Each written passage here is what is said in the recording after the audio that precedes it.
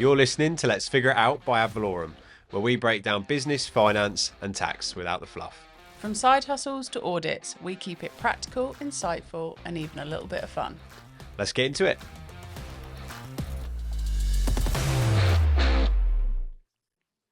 Welcome back to Let's Figure It Out. On today's podcast, we're going to be covering off one of the biggest questions around R&D tax relief. How do we know as a business if we're actually doing R&D? Today we're joined by Lisa Waller, one of our in-house R&D experts. Lisa, welcome. Thank you very much. Can you start off by giving us a bit of an overview of your background? My background, of course. So I am a certified accountant and chartered tax advisor.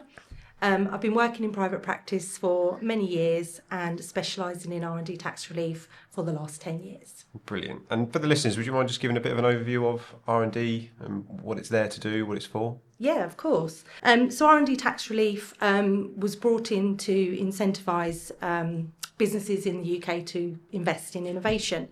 It's available to companies of any size.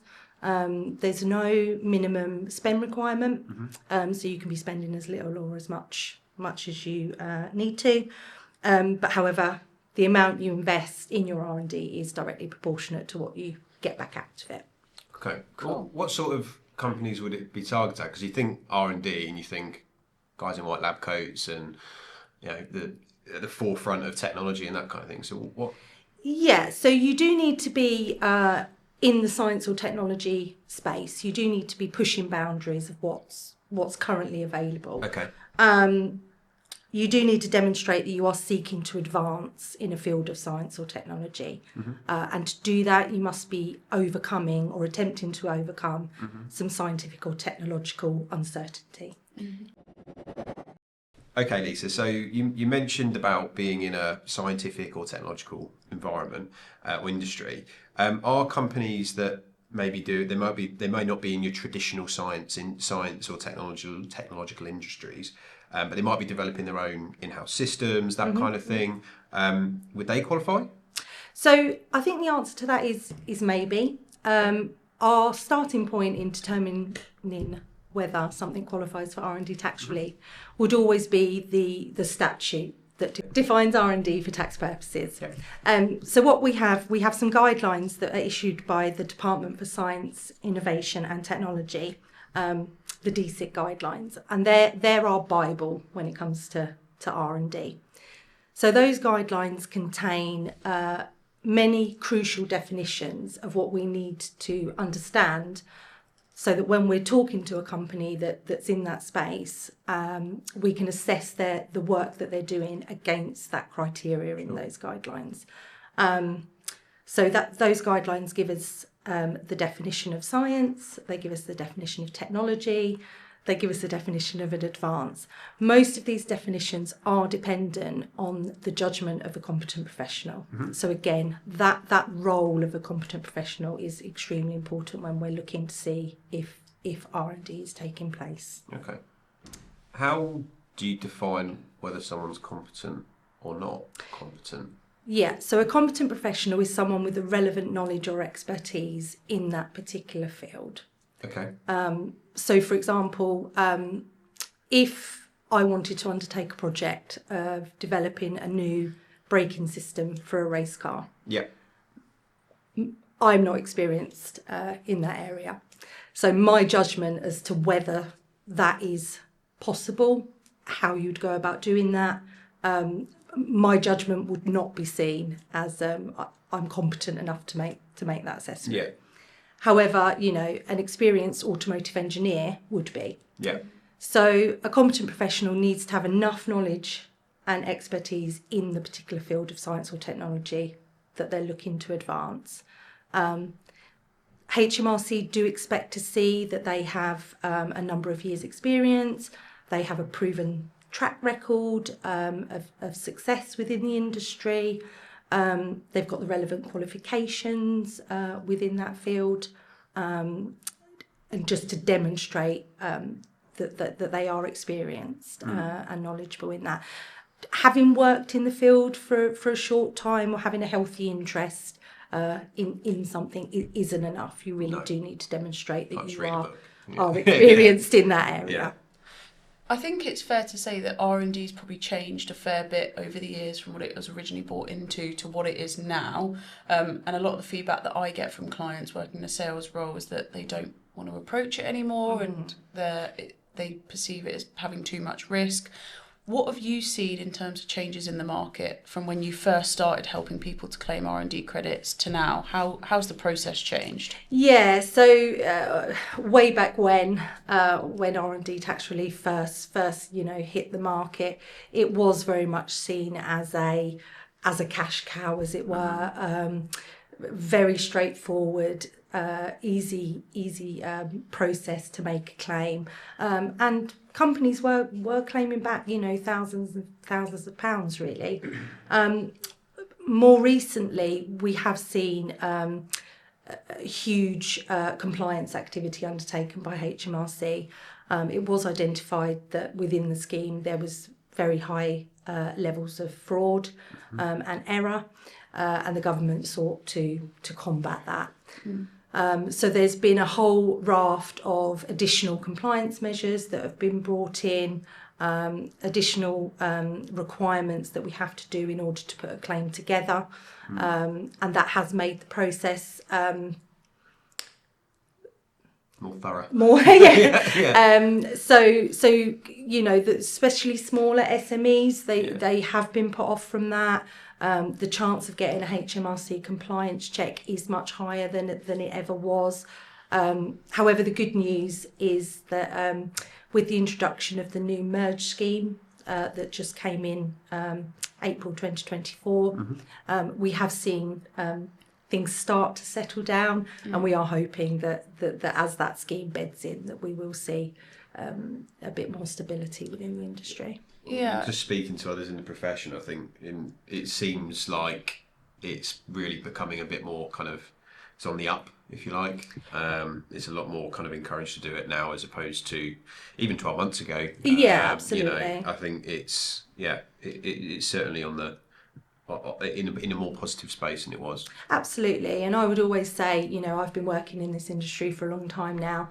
And I would always say, don't be put off by the complexities around the scheme. Yeah. If you are genuinely investing in that R&D, in that new technology, don't be put off by this. Yeah. There are, obviously specialist advisors out there that can really support you through it. So genuine claimants should not be deterred. No, and I think it's probably cleared a lot of the bit more unscrupulous providers out there, I guess. So I think the ones, I think to flip that on a positive, I think a lot of the providers that are left are probably credible, I would say. Yeah, that has been one positive that's come out of it. The industry has been refocused. Yeah, I'd probably say the level that HMRC are going to now to ensure that claims are correct is probably what they should have done way when back. But I think the approach that they're giving now probably gives more reassurance to a UK taxpayer as well, that the money that people are paying into their taxes is going to the right people to encourage that research and development. Right, Lisa, we always try and do something that's deemed a little bit more fun. So we're going to play now R&D or not. Okay. So I'm going to give you a scenario basically, and you tell me R&D or not. Okay, first one, developing a new app for clients. Okay, can I answer? It depends. You can sit on the fence, go for it. Okay, let's talk a bit about that. Okay, so we're looking for advances in science or technology, which are being sought through the resolution of scientific or technological uncertainty. So these can be present in many different industries and projects that companies undertake in. So just the headline statement there is not enough information to be able to determine whether those are present. Well, I suppose a new app could be anything, couldn't it? Absolutely. And is there technological uncertainty in developing that new app? Yeah. Is there a competent professional that didn't know when they set out to develop that app, whether something was technologically feasible and how they were going to achieve that solution. Did it get them scratching their head? I think one thing also to draw on that is when we say uncertainty, that doesn't mean yourself as an individual's uncertainty. I think a lot of people can go into projects and say, well, I didn't know how to make that at the beginning. And obviously that's great. And it's great that you've learnt a new skill to develop something. It's whether it's uncertain in the market as a whole as well. Yeah. So again, we're coming back to those DSIC guidelines, and technological uncertainty is obviously defined within those. And it comes down to the judgment of our competent professional again. So someone that's suitably knowledgeable and experienced in the field, if using their own knowledge and what information is available in the public domain and what they can work out from that, if they still don't know the answer, then we have technological uncertainty. Does it matter where, if you were developing a new app, does it matter where that was being developed? If you, let's say, outsourced it? You can outsource. You can have costs incurred with subcontractors or, temporary staff that you bring in from agencies to help you do that work. That's okay. You can do that. Okay. Next one, switching suppliers to save costs. So this one's easier. I would say this is definitely not R&D for tax purposes, because as we've talked about, there's no advance here in science or technology. So therefore, I would say no, that's not R&D. Okay, cool. So Lisa, you mentioned about advancements. What can you define a little bit more about what that looks like? Yeah. So the DSIC guidelines define an advance in science or technology as an advance in overall knowledge or capability in a field of science or technology. So that, for example, can be creating a new product or process or service, so long as it does represent an advance in overall knowledge and not just bringing your own company up to speed with the latest technology that's available on the market already. It could also be changing or modifying an existing product to make it better. So like retrofitting, that type of stuff? Yeah, absolutely. As long as it's that improvement that you've made is what's considered non-trivial, it is a substantial improvement and not just a minor upgrade, if you like. Oh, that's tricky though, isn't it? Because what that then comes back to the relevance to the industry. It does, absolutely, and it comes back to your judgment of your competent professional as well, and that would be the person that would determine that improvement is advancing it over and above what's already there. Because I'm just thinking, if you're trying to a second or a split second in the automotive world, or F1 is massive.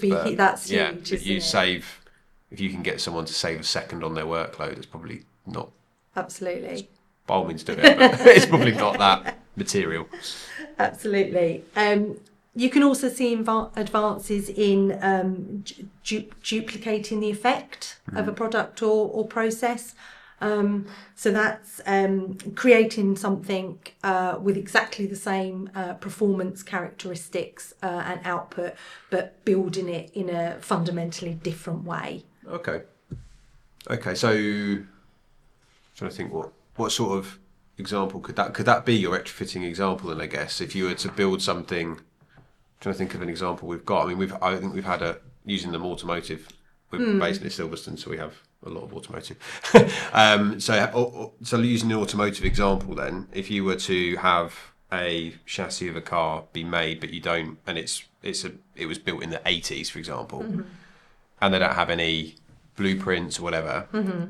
If you then figured out a way to replicate that, and you had to basically redesign and re-engineer it, absolutely, that would be something that you'd consider for R&D. Absolutely. And then if you were to do that same thing and replicate that same process over and over again, but trying to do it more cost effectively, would that be something? You need to, obviously you're measuring the performance characteristics and you're making the way of building it better. So Okay. whether that is in a time saving or in a cost saving or more environmentally friendly materials Yeah. or anything like that, but still achieving that same output. So is that still related back to the industry expert because it's more numbers based? That would be, wouldn't it? If it was, Yeah, you would still the competent professional Yeah. would still play a key part in determining whether Okay.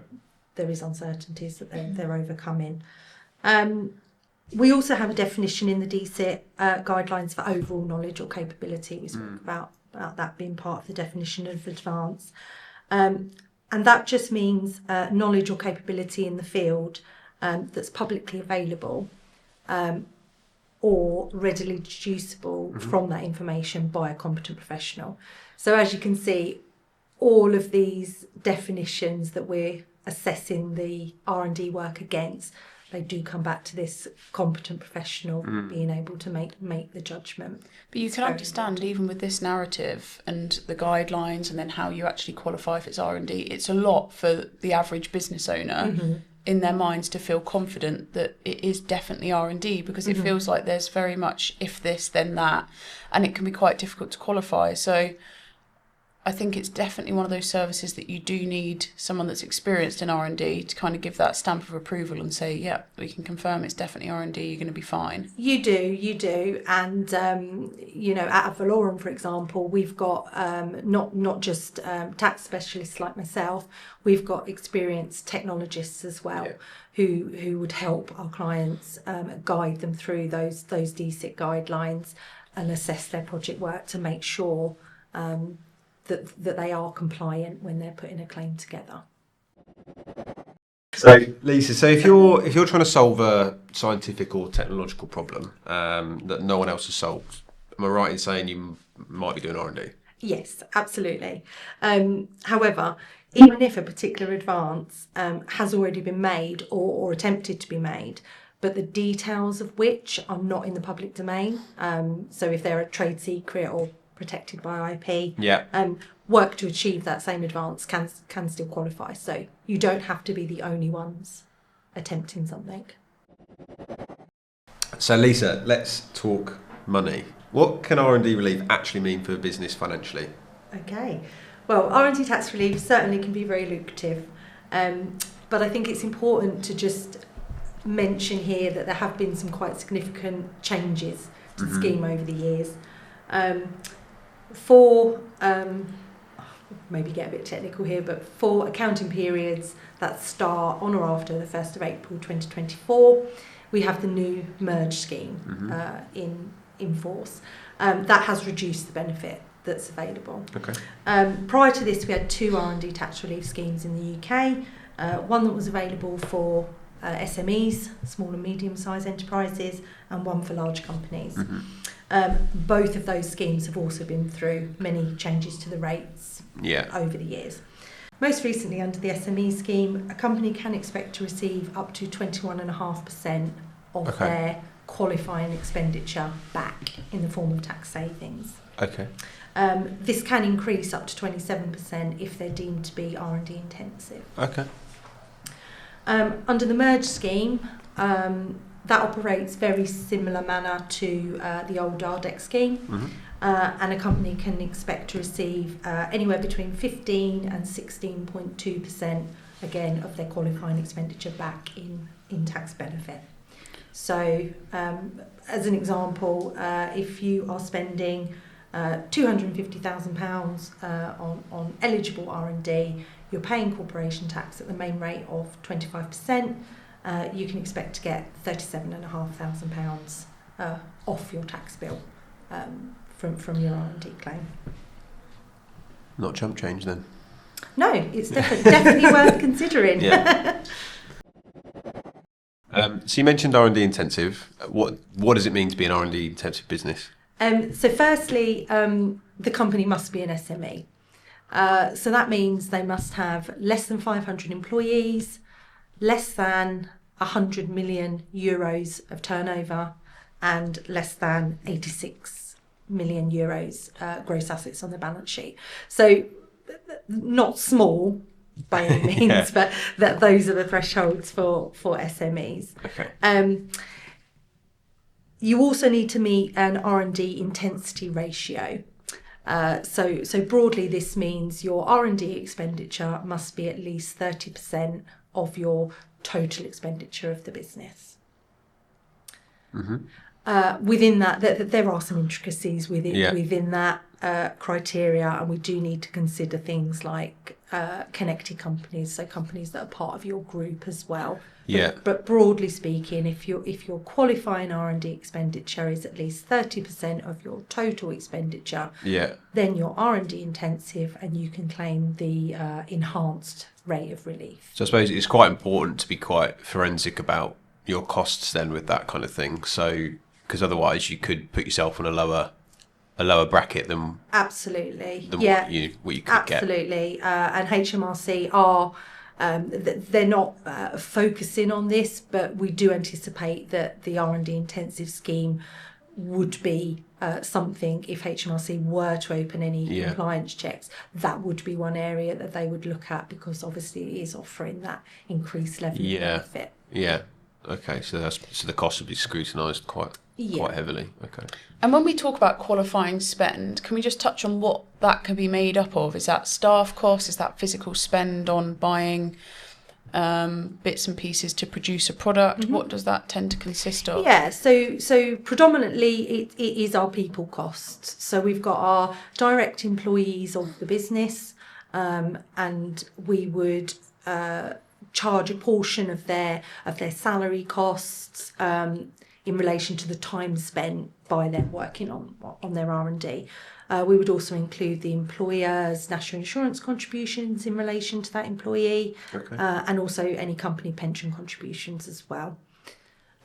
We then have two other categories of costs relating to people, and that's our subcontractors or our contractors. So, third-party suppliers, whereby we would ask them to undertake a specific activity in relation to the R&D for us. And then we have any temporary staff that we might bring on board to bolster our own workforce and to invest in our R&D project.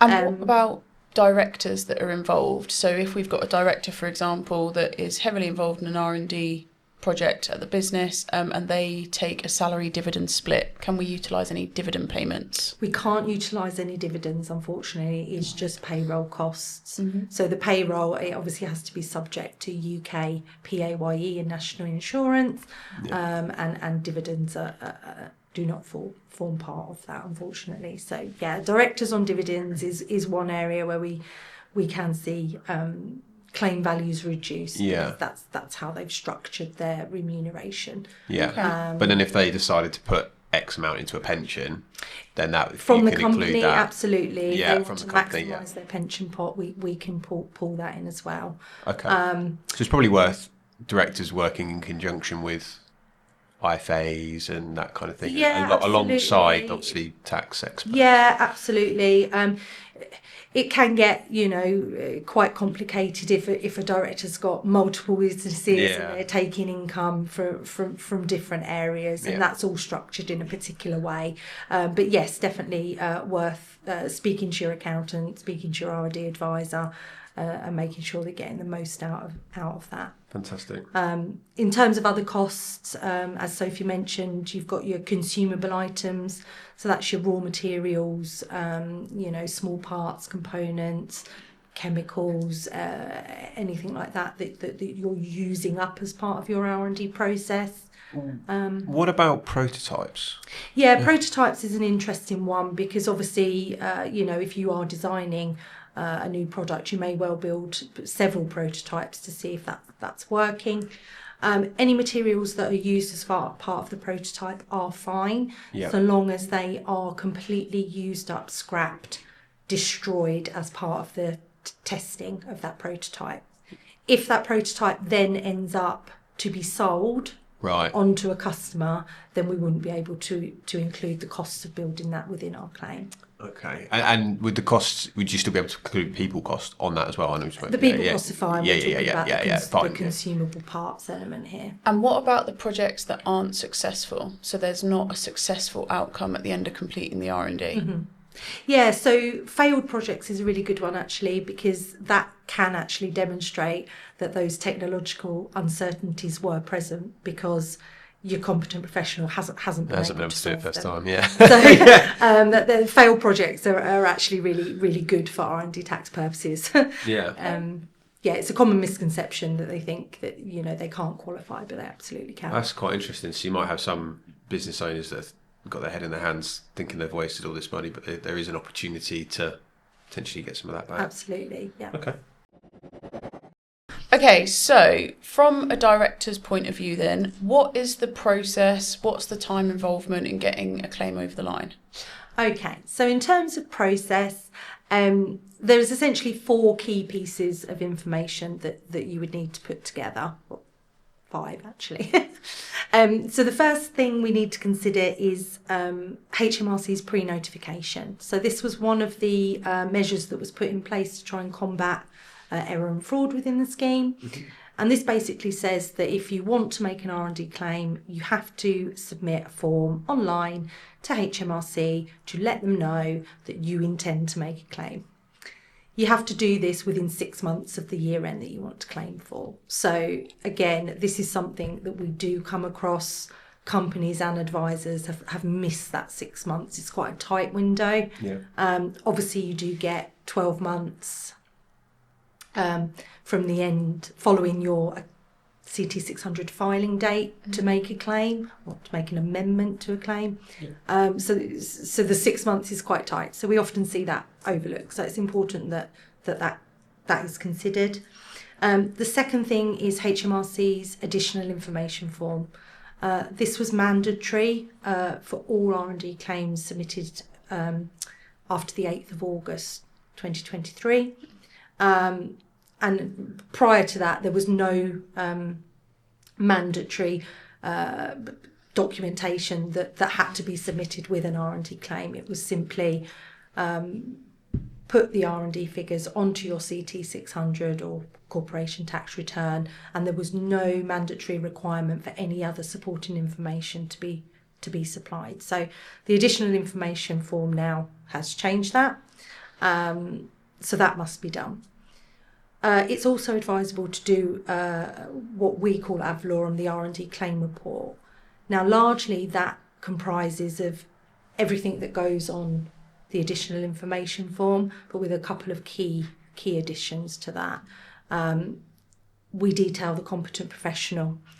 The AIF form supplied by HMRC does not ask for details of a competent professional, but as we've spoken about, we know how important their judgments are, and they are crucial in the event of a HMRC inquiry.